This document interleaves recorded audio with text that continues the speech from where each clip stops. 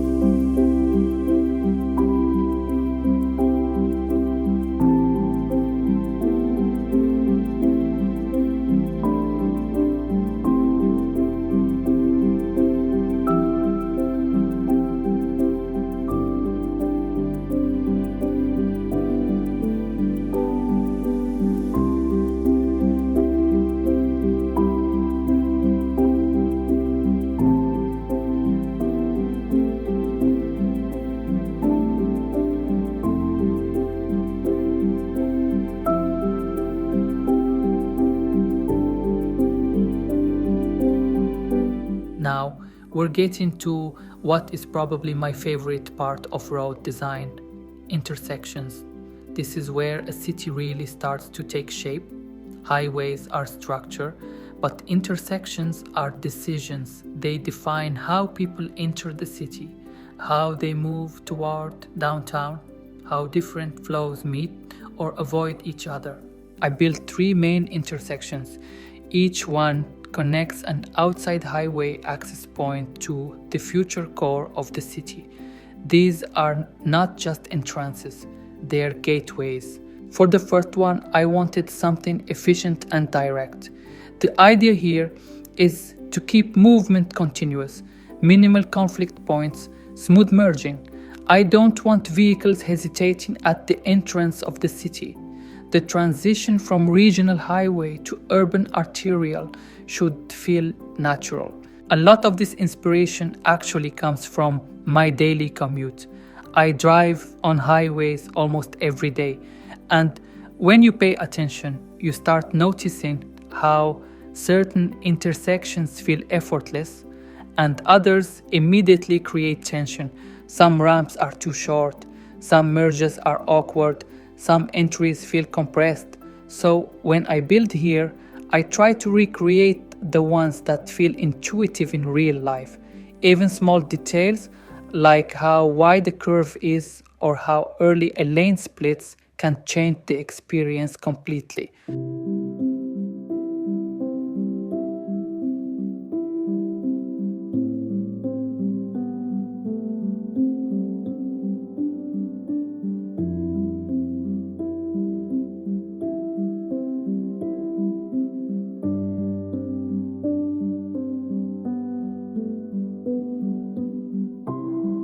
The second intersection is inspired by a slightly different regional style.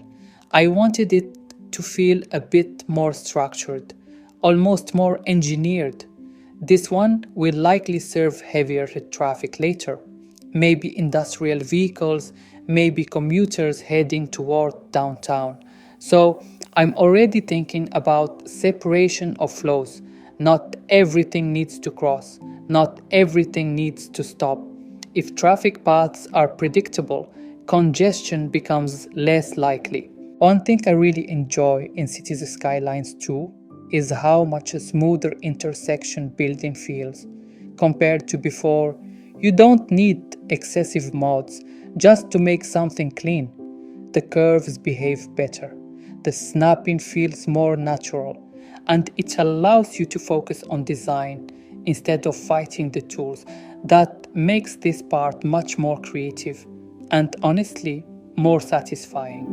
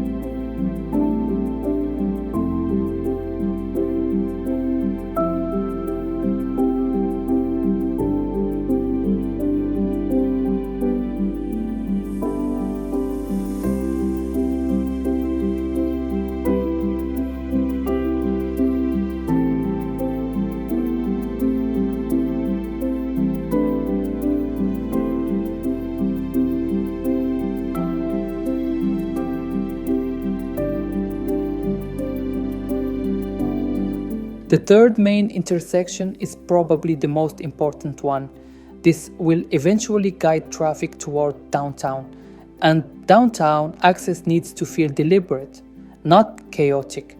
I am trying to make sure that entering the city core feels structured and readable, because once density increases, this junction will carry a lot of pressure.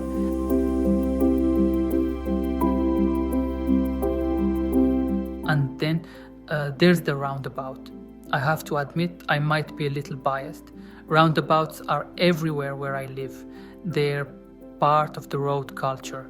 So naturally, when I design intersections, I often feel tempted to include them. And honestly, they are efficient. They reduce stopping points, they keep movement continuous, and in many cases, they simplify decision making for traffic. But I also have to be careful. Since this is an American-inspired city, I don't want to overuse them, so I try to balance realism with personal instinct. Intersections might seem like small details, but they are not. They are pressure points. If we design them carefully now, we avoid traffic problems later. And more importantly, they set the tone for how this city will function. Clean entries, logical movement, controlled growth. This is where the city really begins to breathe.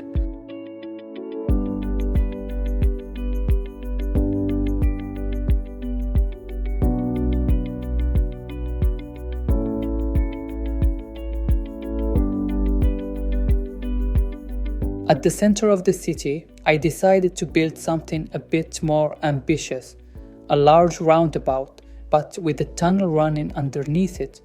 The idea is simple. If vehicles want to continue straight, they take the tunnel. If they need to change direction, they use the roundabout above. It separates movement without forcing traffic lights, and in many cases, that alone can significantly reduce congestion. This kind of layout is actually very common where I live. You see these hybrid intersections quite often, and they work surprisingly well. They keep traffic moving, they minimize stopping, and they reduce unnecessary conflict points. So naturally, I felt comfortable using that logic here. What's interesting is that this city might slowly become a mix of influences. In terms of zoning and overall urban structure, I'll mostly take inspiration from places like Baltimore, especially for residential and commercial organization.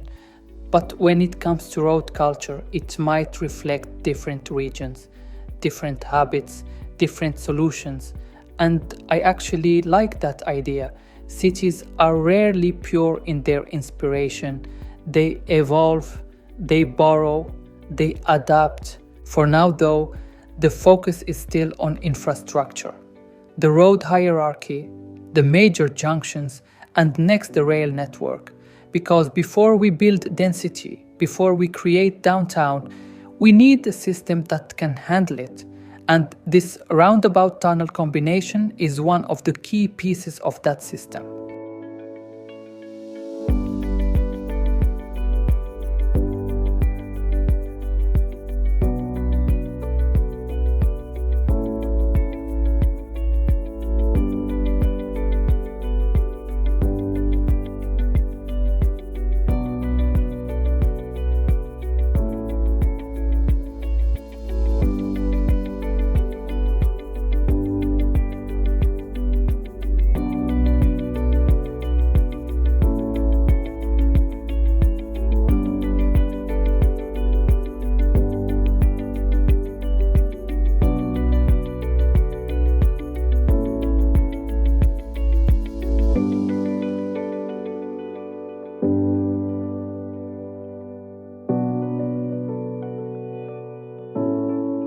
Since this roundabout is going to be one of the busiest points in the city, I thought it needed something more than just asphalt and concrete.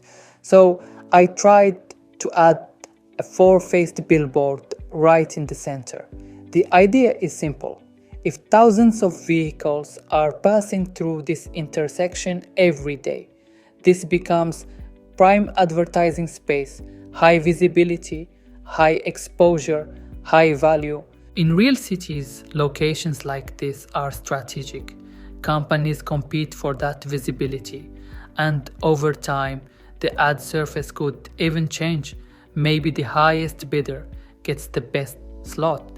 It adds a small economic layer to the infrastructure. Even if it's just visual, it makes the city feel more alive. I built it using mostly vanilla props. It's not perfect, it's not extremely detailed, but I actually enjoy trying to create custom elements with simple tools. Sometimes limitations force creativity, and even if it's not next level visually, it gives the atmosphere I was aiming for. More importantly, it reinforces the idea that this isn't just a functional intersection, it's a central urban node, a place where movement, visibility, and commerce meet. Infrastructure doesn't have to be empty, it can carry ideas. Later on, as the city grows, maybe we'll refine it, upgrade it, or even replace it, but for now it sets the tone. This area is going to matter, and even small details like this help make the city feel intentional. After that, I came back to adjust another intersection. This one is much simpler. Nothing too ambitious here, just something clean and practical. I didn't want to overthink it. Sometimes the best solution is just a layout that feels obvious. You enter, you merge, you continue. No unnecessary movement, no complicated ramps, just something that fits naturally into the network. Not every part of the city needs to stand out. Some intersections are just there to quietly do their job. And honestly, I like that balance.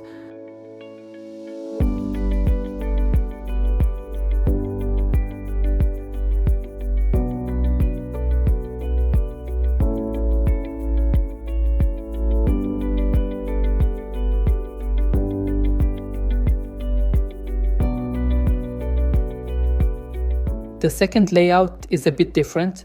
I'm not even sure we can call it a traditional intersection. It is more of a transition, a connection between the city grid and the bridge.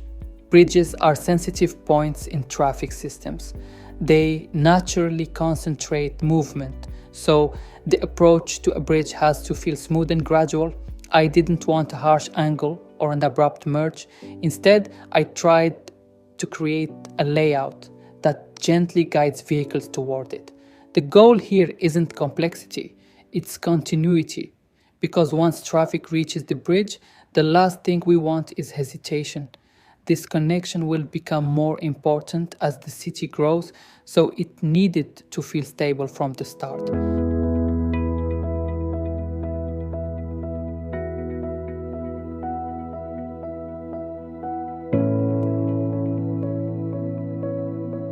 Now, we're stepping into what will eventually become the heart of the city, the future downtown. And at this stage, I'm not trying to build the full grid. I don't want to define every single street yet, because downtown areas grow differently. They evolve with density. They respond to zoning, they adapt to demand. So instead of forcing a complete layout now, I'm focusing on the foundation. What I'm doing here is connecting the main arterials to the primary road network. Think of it as creating the skeleton. These roads will carry the most pressure in the future. Commuters, service vehicles, deliveries, maybe even future public transport lines. If the main structure is strong, the smaller streets can naturally organize around it later. I also want downtown to feel accessible from multiple directions, not isolated, not dependent on a single entry. The arterial connections need to feel balanced, almost symmetrical, so traffic doesn't concentrate too heavily on one side.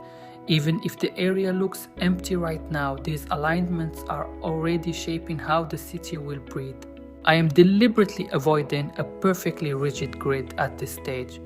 A lot of American downtowns follow a grid pattern, and will definitely introduce that influence, but I prefer building that grid while zoning.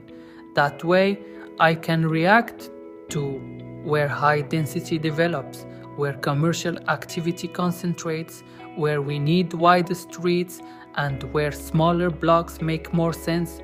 It makes the growth feel more organic. So for now, this is just the socle, the base layer, the structural lines that everything else will attach to. No skyscrapers yet, no dense blocks, just intention. Because once zoning starts, these roads will define movement, scale, and identity, and I'd rather take my time here than rush the core of the city. With the road structure in place, it's time to think bigger.